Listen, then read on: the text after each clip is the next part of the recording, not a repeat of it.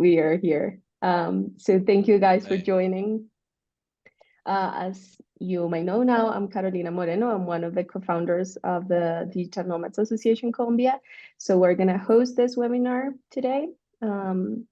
We are 13 people now, so I think we can just go ahead and start. How this is going to work, I'm going to give a little presentation about myself, and then the association, what's the association, what we do. This is going to be really short. And then after this, Mateo is going to start with her presentation and is going to give us all the important information we need. So, okay. Let me see. So the Digital Nomads Association Colombia started as a nonprofit organization registered in Colombia last year in December. And we want to connect, guide, and inspire digital nomads in Colombia, and also connecting them with locals and local business. So that's what we do. Nadia Cortez is the general director. I think she's here, so she can just do a little presentation about herself. So you can go ahead, Nadia. Sure. Let me open my camera. So yes, I don't know if you guys can hear me and see me because I have like some technical problems. So yeah, but I think everything is okay. So hello guys, my name is Nadia. So I'm the co-founder and president and director of the Digital Nomad Association Colombia. I'm so happy that you are here, to all of you. So I can see Stock and Ruby, yeah, so which is one of our members, and Stock also is a member of the Digital Nomad Association. So hello to everyone. So I'm a digital nomad from Bogota. So I'm so happy to be here. And so the Digital Nomad Association Colombia is a non-profit organization. So we aim to connect, to guide, and to inspire digital nomads in Colombia. So in relation to their experience with their locals. So we, as Carolina said, we are a non-profit organization. So you are very welcome to join as a member of the Digital Nomad Association. So you can go to our website, so dnapol.com. So, and yeah, so very welcome to this webinar, and thanks to Mateo, which is like our speaker today, and thanks to Carolina, the Director of Communications of the Digital Nomad Association, to be the host of this webinar. So thanks guys for everything. All right, thank you, Nadia. So Maria, she's the director of products and special projects. She's from Canada. She is not here. And then Francois, he's also from Canada. He's the director of technology. Laura Morales, she's also Colombian. She's our community manager. And Maria Consuelo Perez, she's our events and operations manager. As Nadia say, I'm in charge of the communications for the association. I'm from Bucaramanga, here in Colombia. So I'm really happy to be part of this project. I put my heart on it. So thank you everybody for being here again. And this is two of our ambassadors, Johnny Rios, who is the admin of this Facebook groups that you might see, Gringo Paisa, Gringo Rolo, Gringo Caleño. So he is our ambassador, and John Darwin, he is in Madrid right now. He's also Colombian, and he's a business consultant. Okay, so now I'm gonna ask everybody to mute, and then at the end, we're gonna have some space for questions. So Mateo is gonna do his whole presentation, and then just save your questions for the end, and we can answer them all. You can just raise your hand at the end, or just type your question in the chat, and we can just like read it out loud. So thank you, Mateo, again for being here, and you can start introducing yourself and telling us all about this webinar and this important topic for all of us. Thank you, Carolina. Thank you to the Digital Nomad Association. And thank you everyone for attending to this webinar called The Do's and Don'ts of the Real Estate Market in Colombia. So my name is Mateo Monsalve. I'm an attorney here in Colombia. I've had experience working with financial law, with real estate law. I've had the opportunity throughout this journey, this entrepreneurial journey of 5 years, to help out people who are coming into the country with matters related to legal, corporate, real estate, immigration. So we're always very happy to provide value from our business group. And we'll also like to take this opportunity and this space to provide value through this webinar. So the proposal I have for you for this webinar is that we'll divide it into 3 sections. The first section will be a general scope of the real estate market in Colombia as of 2000 to 2010. So we'll basically get an idea of what the real estate market looked like and what a real estate investor would be looking at from 2000 to 2010 here in Colombia. The second section will be basically talking about the current opportunity and the current situation that we have in the country. And ultimately, we'll talk about investing in Colombia as a foreigner, the things that you should keep into account, that you should have in mind when you're going to invest in Colombia as a foreigner. So that being said, let's get started. So the first situation that I wanted to address with you, I wanted to talk about a general scope of the real estate market in Colombia. As I mentioned, this would comprehend 2000. Basically, I have information from 1990 to 2022. Right now, we will analyze what comprehends the time frame between the 1990s and the starts of the 2000s.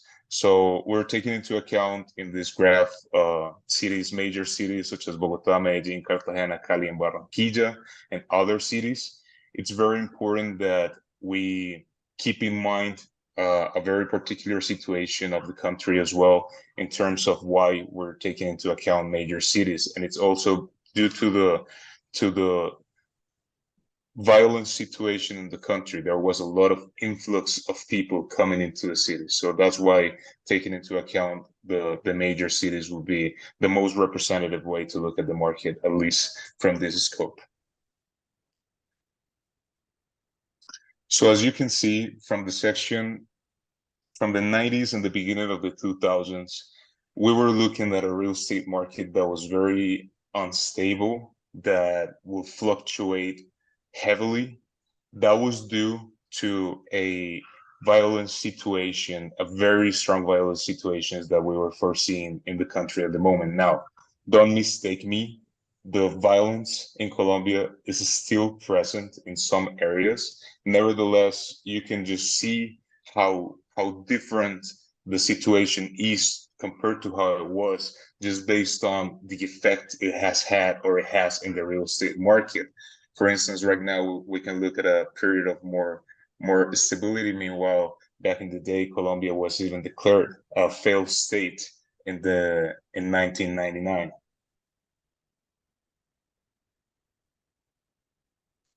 All right.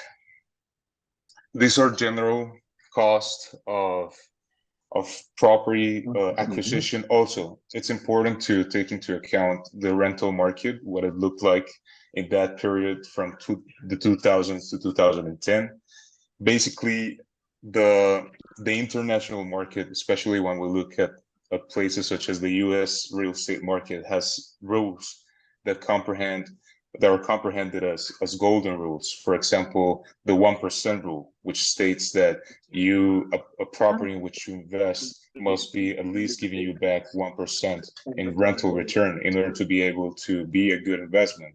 Now, when we look at the local scope of the situation and the regulations here in Colombia, it's quite the opposite. Basically, the regulation in Colombia here states that a property's rental value cannot be above 1% if it's a residential rental. That's something that's important to take into consideration that we'll mention further ahead into the presentation. So here is basically a roundup of cost from the acquisition of a property. It's important to take into account that these are acquisition costs. When you acquire a property, there are also ownership costs. such as, for instance, if you need to pay the HOA or have basic billing such as water, electricity, and also property taxes that vary in terms of amount and how regularly you need to pay them, depending on where the property is located.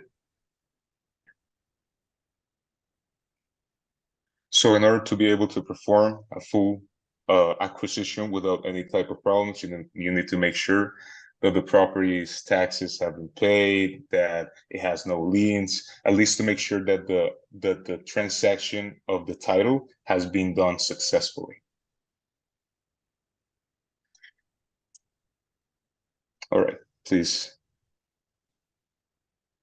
So how does due diligence look like in Colombia for real estate investors? Due diligence in Colombia, first of all, requires an item that's commercial research. You will realize that Colombia has no MLS. Therefore, there is a requirement for real estate investors to perform a research or to have a professional who performs their research to make sure that the price of the property that they're investing into is the right one, that they're actually making a good investment. Now, besides that, it's important to also have in mind other risk aspects that need to be taken into account and looked at, which are looked at through title search, title evaluations, just to make sure that past owners have not been involved in money laundering or narco trafficking activities. Also to make sure that the property doesn't have any type of liens or administrative liens.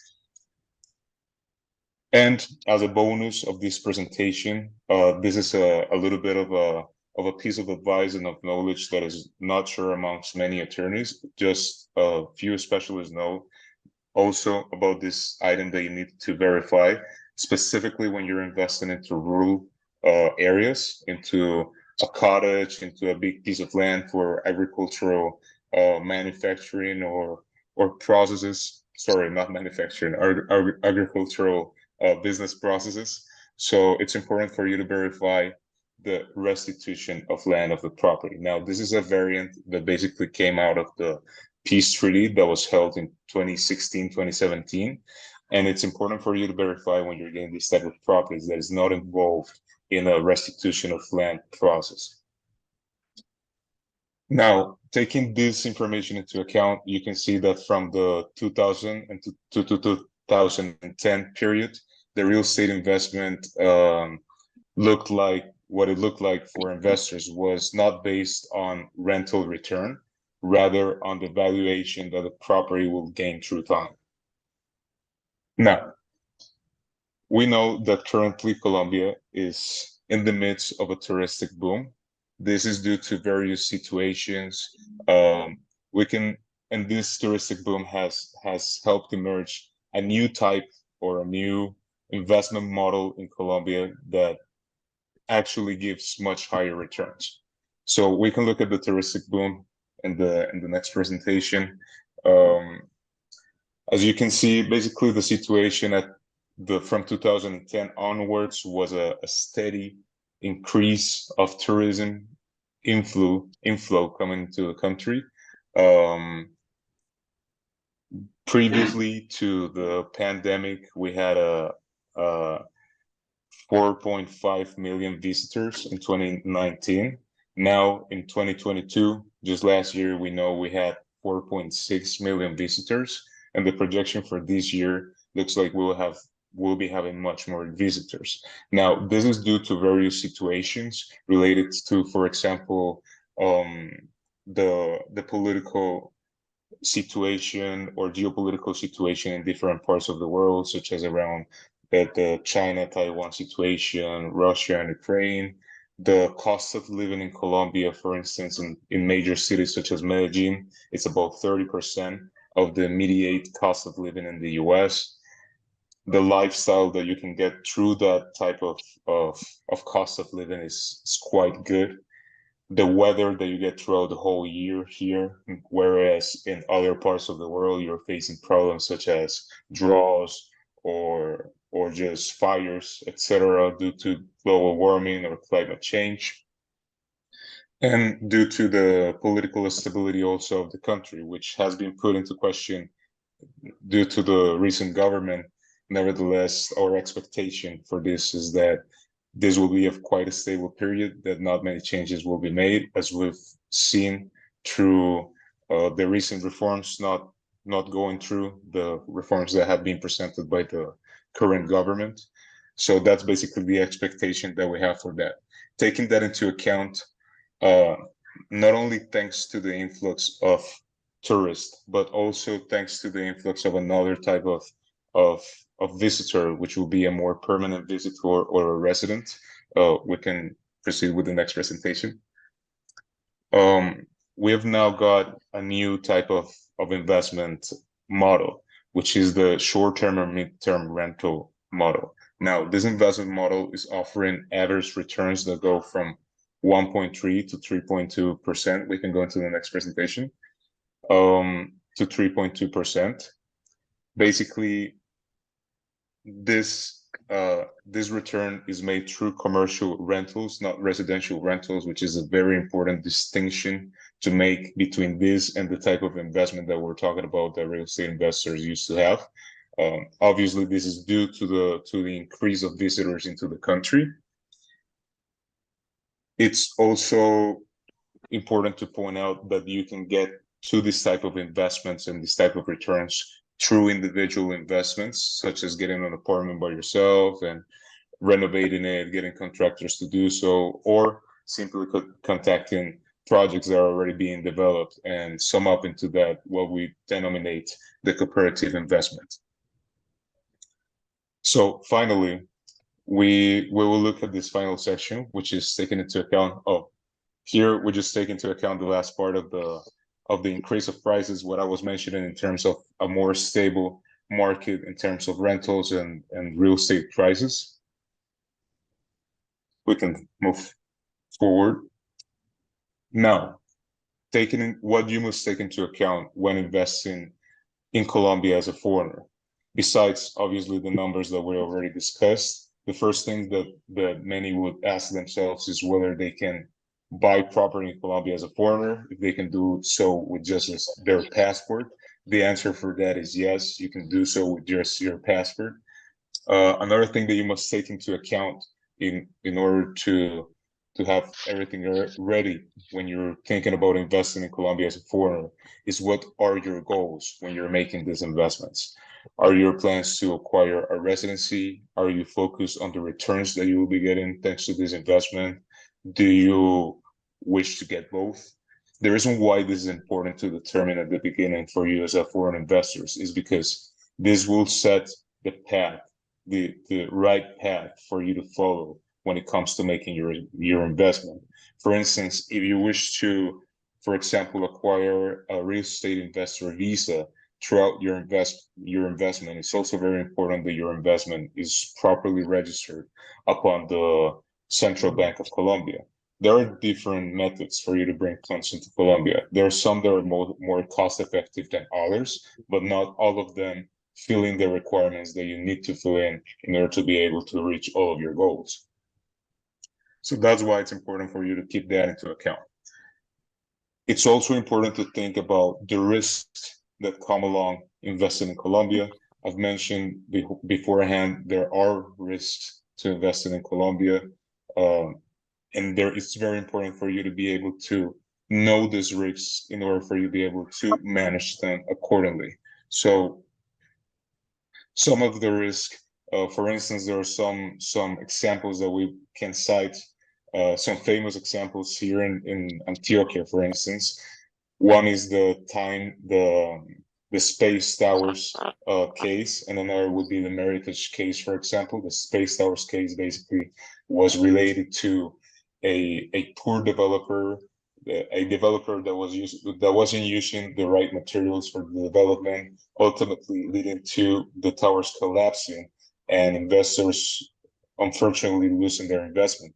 Another case would be the Meritage case, in which basically, to sum it up, in the line of ownership, there was a past owner who was involved in money laundering and narco trafficking activities. Therefore, the government ended up seizing the property, and the people who were involved in that investment ended up being involved in a long process in order to be able to recover the investment that they made.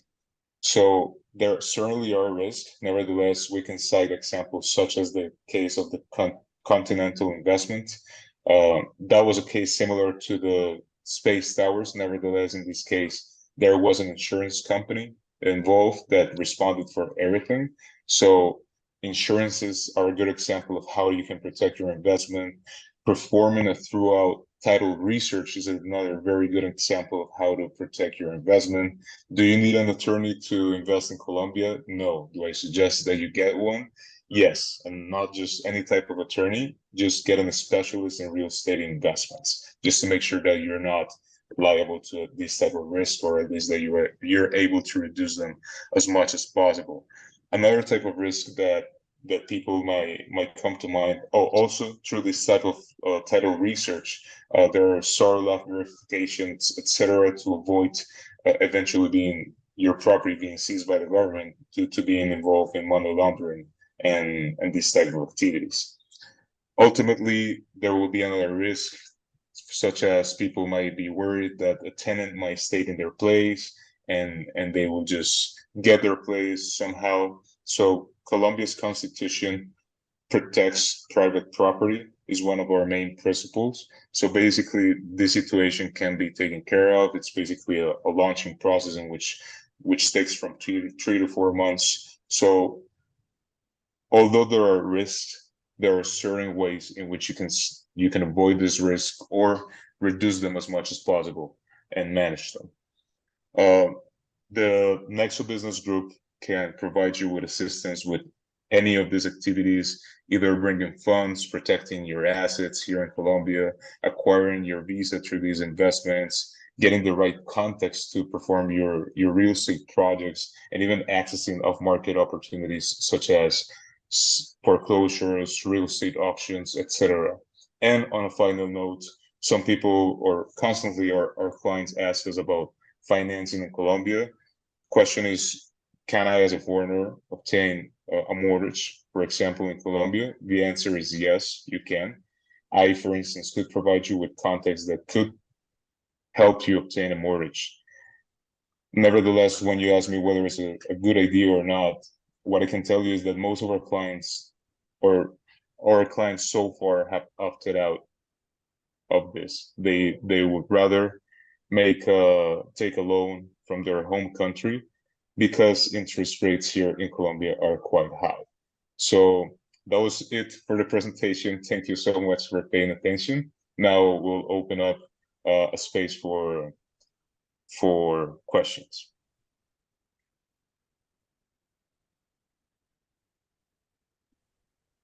There is All a right. question. Yeah, can you read it and answer it? Yeah. Mhm. Yes. I'm seeing the questions in the chat.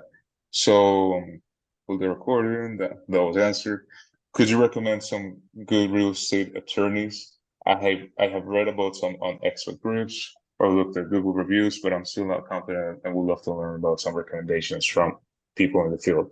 So, I'm a little bit biased in terms of recommending this. Obviously, inside of our business group, we have a law firm that specializes in corporate, tax and accounting, immigration, and real estate law. We work very hard to provide a high quality service that meets the international standards for people who are coming here into Colombia.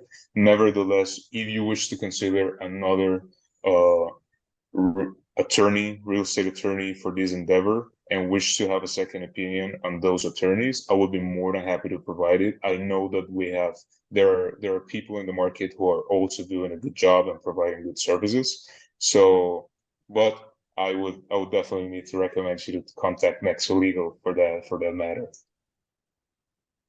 Thank you very much. Could you please write it down? I mean, I just kind of learned about this webinar through a friend, so I'm actually not really sure what is the name of the company. Yes, of course. I'm writing the name and the webpage, so you can visit us. Thank you. You're most welcome. Have the visa investment rules recently changed? Was the currently minimum investment for property investments? So yes, although this is not my area of expertise, I must say we do have an immigration department that I'll be more than happy to connect you to. I can answer this question.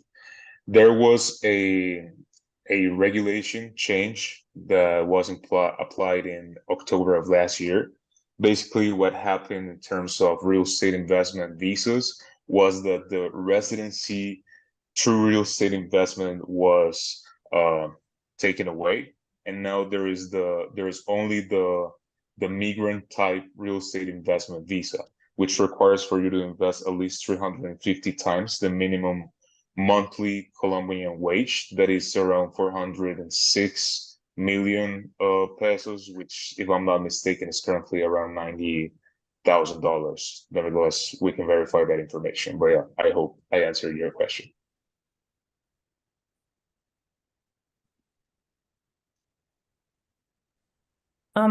Can I follow up on this reply? Is it this 406 million? Does it include all those like fees, like 1%?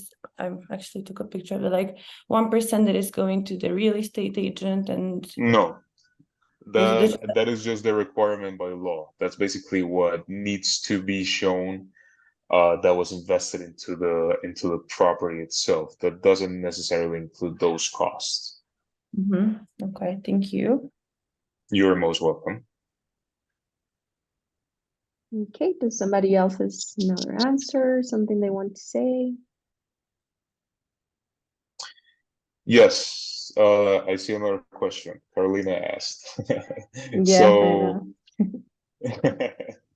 So yes, we do have good contacts in terms of developers, contractors, people that have certainly been sanctioned by us. So in Loyalty Property Advisors, what we focus on is helping real estate investors coming into the country to connect to the right people, to understand the real estate market, navigate it correctly, get the right information. So feel free to contact us at Loyalty Property Advisors, and we'll be more than happy to connect you to developers here in the country. I will be writing down the webpage. Just feel free to go ahead and contact us through there, and we'll be happy to connect you to developers here to help you build your home here in Medellin.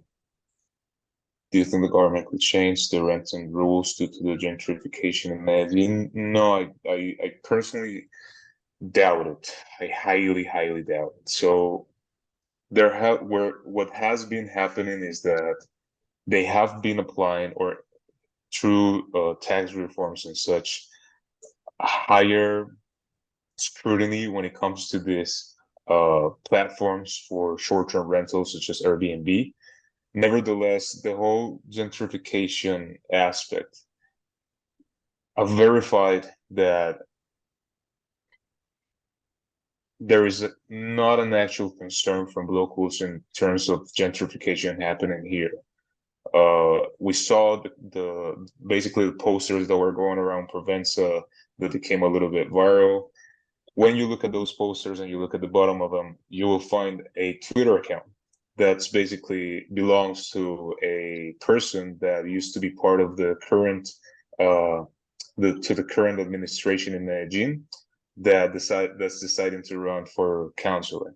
But when you talk to most people, to the majority of people who are involved in the industry or not in general, Colombians don't have any type of resilience against foreigners who are coming here and getting these properties in like prime locations for higher amounts. Even like if you look at that situation specifically, most time the rentals are being done by like the owners are Colombian who are renting for higher prices. And it's like you look at it from two different aspects. One is gentrification, which in Medellin has happened without foreigners coming here beforehand. In fact, I live in a neighborhood that could be considered a gentrified neighborhood. Used to be like fields, nobody wanted to live here, but then construction companies just took this area and it boomed, and it had nothing to do with foreigners. And now the whole other thing is this whole political strategy of creating an enemy that I foresee that is happening throughout that situation. Some take Venezuelans, some take other foreigners, but at the end of the day, it's just a very dirty strategy and doesn't represent the reality of how people feel.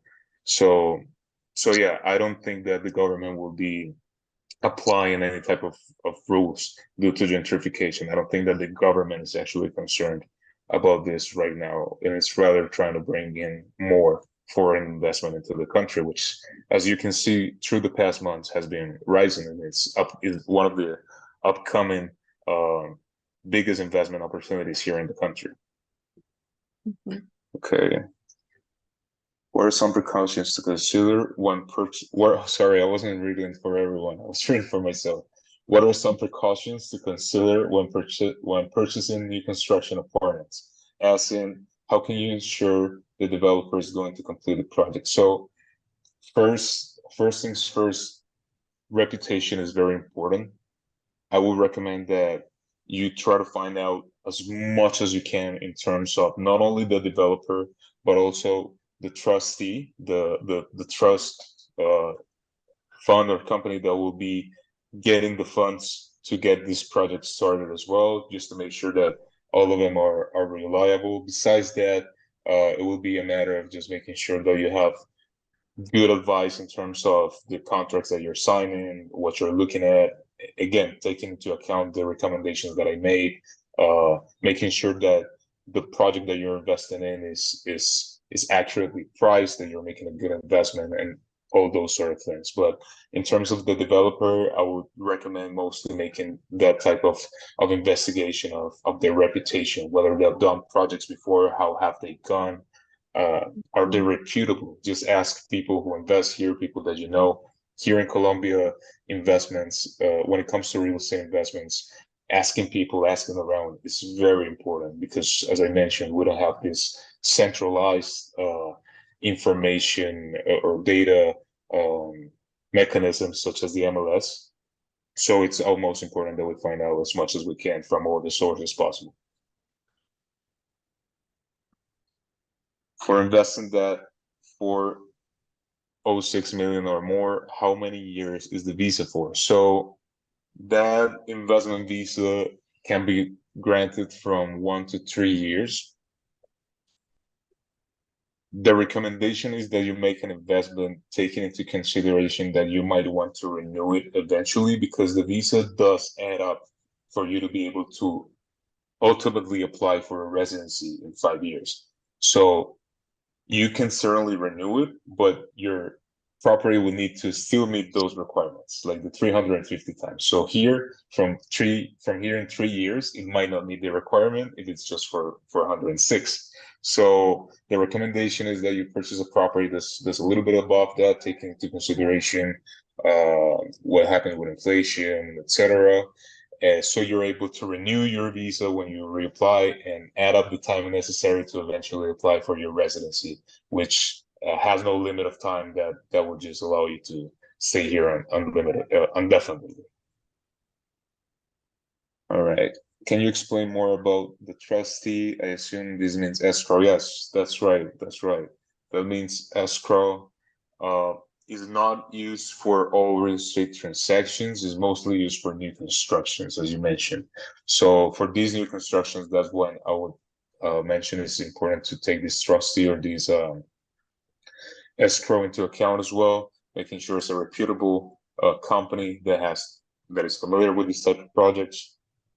My recommendation is that if nobody knows about them and they haven't done any type of project before, just stay away from it. It's already sending bad signals. And as I mentioned, Colombia does offer very good opportunities for investment, but it does have risks, and you must keep those risks into account if you want to avoid running into any type of trouble. Some of good examples will be Alianza Valores, Acciones y Valores are good examples of escrow companies, which we constantly work with as well. Question more on residency and taxes. Hope not too much off topic.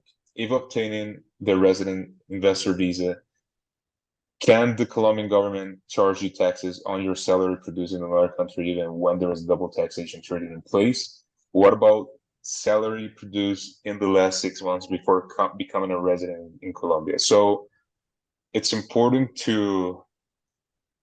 it is a little bit off topic, certainly, we're coming into the taxes. Nevertheless, that's why working with Nexo Legal is so optimal, because we can help you out in a more comprehensive way. So in regards to taxes and what you're asking, it's important to differentiate between being a migrant resident and a tax resident in Colombia.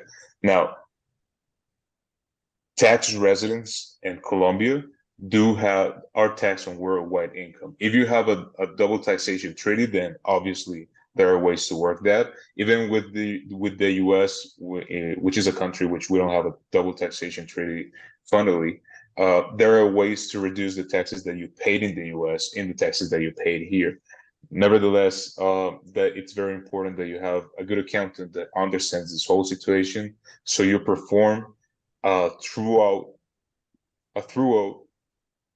tax plan or tax strategy for your specific case, so you're able to reduce tax burdens as much as possible.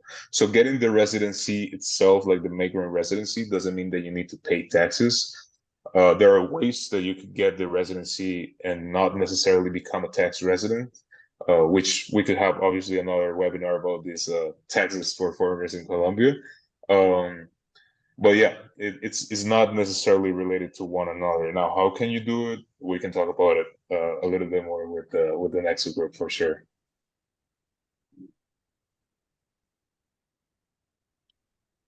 You're Okay. welcome. I think in this way we can just okay, there's one more question. We can Yes. also, I'm gonna make a post in our Digital Nomads Colombia Facebook group. So if there is other questions that we couldn't answer today, you can just put your questions in there and we're gonna make sure Mateo answered these questions. So this is gonna be the Yes, last question. Yes, and if I don't know the answer to the question, feel free to ask me about taxes, visas, real estate, all of that. As I mentioned, I'm not an expert in all these areas, but we do have experts in all these areas in our team that will be more than happy to help you and answer all of your questions. So finally, the last question is, do you or your company have cooperative investors where one can be part of a group investment portfolios? In terms of specific portfolios, no, we're working on that. That's something that we're building from foreign investors into Colombia and also from Colombian investors into the US. Nevertheless, we don't have a specific portfolios. What we do have is many alliances with different developers who are trusted here in the city, who are developing obviously this type of projects that don't require for you to buy the apartment, but you can invest a percentage and get a percentage of the investment, just crowdfunding and this type of investment models. Besides, obviously, an individual getting the apartment yourself, remodeling, which we can also help you out in obtaining in case you wish to have a model of investment that's more related to flipping or this sort of thing. But through Loyalty Property Advisors, we can definitely connect you to the specific context that you will need in the market to be able to perform your real estate investments in Colombia properly and safely. Okay, perfect. Thank you. I appreciate that. You're most welcome. Thank you, Stock, for your question. And okay, that's it. Thank you, Mateo, very much. I just have a little announcement. We're looking for volunteers in the association. We are working from our hearts, as I said before.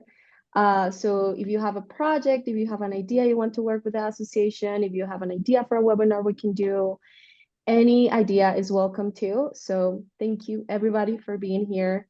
Thank you for joining us. And Oh, and sorry, Caroline, to interrupt you. One last thing before we leave, since I saw that yeah. someone mentioned it.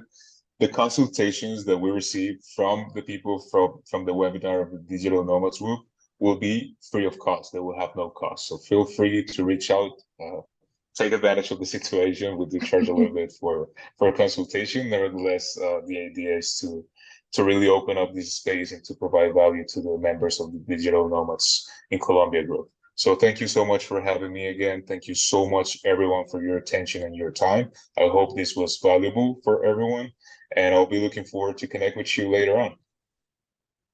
Right. Thank you, everybody, for joining, and thank you, Mateo, for that. And I'll see you in the next webinar, everybody.